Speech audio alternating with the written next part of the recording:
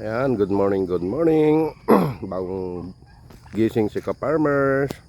Ngayon ipapakita ko sa inyo yung aking mga tanim. Yan.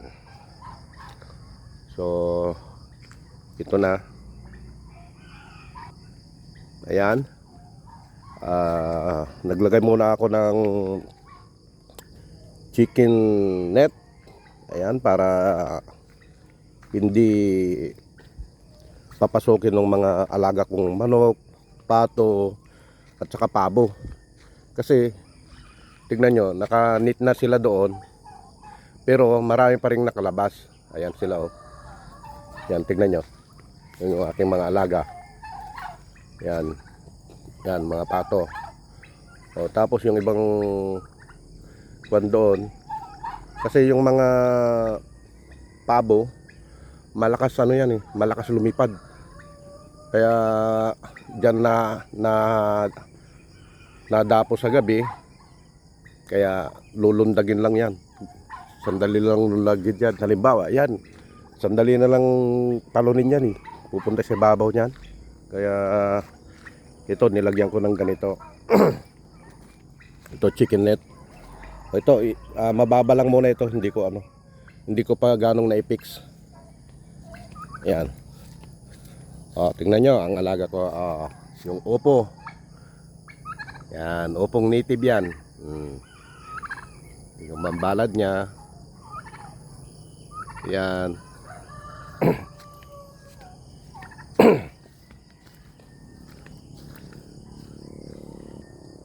Yan. Bilis yung isa. Ngayon, ito na naman yung sitaw. Yan na, namunga na sila mga sitaw yan, oh. Nandun, yun. Ito pangatlong tanim ko ng sitaw. Kasi yung una, pangalawa, dahil hindi ko nilagyan ng ganitong net, so yung mga manok tinutuka, kaya namamatay lahat. So ngayon, ito tinatanggal ko rin yung lupa na yan, oh. Ilalagay ko dito. Yan. Hanggang doon sa palibot. Ito yung mga bunga ng madami. Yan. Pinamimigay ko pa ito, yung mga bunga ng aking kabatiti. Yan. Iba yung bilidan, maraming bunga niyan. Yan, hinahalo namin sa Fresh Mickey, o kaya sa sardinas. Yan. Ito na yung mga tanim kong sili. Ayan, tignan nyo. So ito, mamaya mga alas 9 kailangan nakakover na kami, kasi nga mainit ang panahon. So dahil maliliit pa sila, ayan, kaya nakatalupak sila. Yan. So tignan nyo yung mga tanim kong nyog. Kinakain ng mga kambing, oh. Yung isa dito namatay, oh. Oh. Ayan, namatay. Yan. Ang gaganda na, dati ganon kalalago yan. Ito magaganda ito. Kaso tira ng mga kambing. Ayan, ka-farmers, tingnan niyo yung mga alaga kong talong. Yan, malalaki na sila. 3 weeks na nila. Ayan, 3 weeks. Tingnan nyo na. Samantalang tinanim ko to, liliit. Ayan, 3 weeks. Nakita nyo naman doon sa preparation ko nung una, kung pinapanood nyo yung mga vlog ko. Ayan, ito na yung resulta. Nung itinanim ko itong talong, malilit ito, hindi malaki na pagkabili ko doon sa seedlings.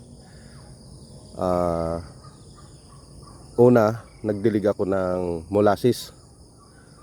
So isang beses lang ako nagdilig ng molasses sa una. Pangalawa, tubig na.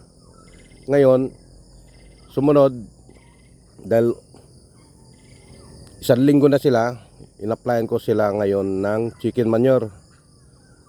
Ayan, After 1 week, chicken manure. Kaya tignan nyo. Oh, hindi ako gumamit dito ng abono, ng synthetic fertilizer. Hindi ako gumamit, mga ka-farmers. So organic lang tayo.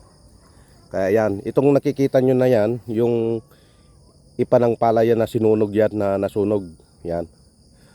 Oh, yan una kong in-apply. Para yung lupa, buhaghag siya. Oh. Tapos, sumunod nun, 1 week, nag-apply ako ng chicken manure. So ito na yung resulta. Napakaganda niya, napakaganda na. At saka yan, nakaka-complete ng pandilig. Araw-araw nagdidilig. Pero mayroon akong ano yon, yung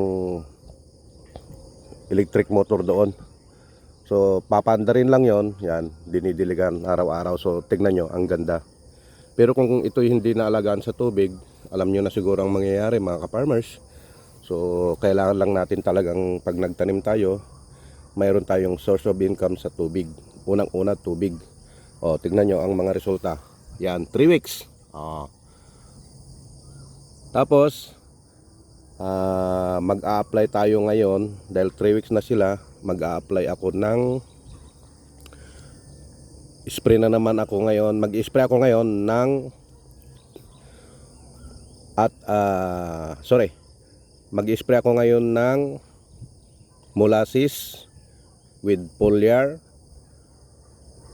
At saka mayroon akong i-spray dito na kahit nito, kita nyo, may mga ganyan siya, oh. Yan, butas-butas na yan. Ganyan. Sa una. In-applyan ko siya.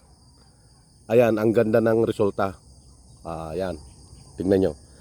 So dapat ito matatanggal na ito. Iyang mga kunen, old na leaves niyan. Yan, matatanggal ito. Kaya lang hindi ko pa nasabi doon sa aking bayaw dahil siyang nakakatutok dito. Kasi ako busy lagi, oh. Tingnan nyo. Tatanggalin lang natin yan. Yung maliliit. Gaya nito, oh. Yan, kasi wala na yan. Kita nyo, ang daming mga sanga siya, oh. Na ako na, oh. Yan, mga tumutubong side na ano, pero tatanggalin ko ito. Tatanggalin ko yan. Yan. Antayin ko lang na mag 1 month. Tataas pa. Tignan nyo. Pagaganda. Yan. Oh. 3 weeks lang ito, mga ka-farmers. Ayan. Oh. Yan. Ang ganda.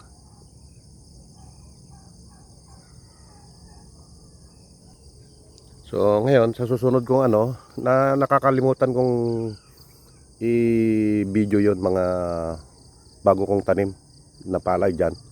Gang doon sa baba. Pero kahapon, yung bagong tanim, 2 days niya, pinhagisan ko na siya ng, yun, nagano ako, na itong mga natamnan na ito, kasi may tubig, dahil kinapos ako doon sa chicken manure. So naglagay ako ng kalahating sakong synthetic fertilizer. Yan. Yung bakante na yan. So yan, sa Sabado, ngayon, Biyernes, bukas, baka sakaling mayroon akong makukuhang punla doon sa aking insan para itatanim ko doon. Kita nyo yung tagak na malaki doon. Oh, ang dami, tignan nyo. Kahit dito yung kalabaw, oh, andyan ang mga tagak. Gagawin kong yan, talisdaan, o lagyan ng tilapia yang mula doon sa pilapil na yun hanggang doon sa taas. Kita nyo yung may bandila doon na puti, kasi yung pamangkin ko nagseminar dahil nga bibigyan, isa si Utol na nabigyan ng similya ng tilapia at nagseminar na siya. Yan, ngayon tatamnan ko yan para habang lumalaki yung palay, nandyan nakatago yung mga tilapia. Yan, maluwag yan. Oh. Tsaka yung mga side niya, kukuha ako ng kangkong. Pero yung kangkong na puti, kasi dalawang klase yung kangkong, puti at saka yung pula. Pero yung puti na kangkong na mahaba ang tangkay na malalaki, yun ay pang-ulam, panghalo sa sinigang, pang-adobo. Marami ang ano na pwedeng paghaluan ng kangkong. Yan, para habang lumalaki yung mga tilapia, halimbawa nalagyan na yan, protection pa sa mga isda. Yan, tsaka ko na lang ipapakita sa inyo mga ka-farmers yung aking pang mga ginagawang pagbablog dito sa aking Tito Rick TV. Kaya ayan, makikita nyo yan, yung malunggay na yan, tatlo yan. Kaya lang na ng kambing na puluputan, kaya medyo nasira na yun. Ayan, paano mga ka-farmers? Have a blessed day sa ating lahat. Don't forget to click the notification bell para updated pa kayo sa susunod ko pang mga video o vlog sa aking taniman about sa farmers. Makikita nyo na lang, papakita ko sa inyo. Yung alaga kong kambing, hindi ko pa pala na ipapakita sa inyo, hindi ko pa pinipicturan. Yung malalaki yung alaga kong kambing, yung Anglo-Nubian. Yan. Mga buntis. Yan. So, yung isang anak niya, nung una, magsi 7 months, nabili nila ng 15,000. Lalaki yun. Pero mura pa yun sa 15,000. Kasi malaking klase ng kambing. Dahil sa kaibigan, kaya kaibigang presyo. Yan. Paano mga ka-farmers? Have a blessed day sa inyong lahat. Bye-bye.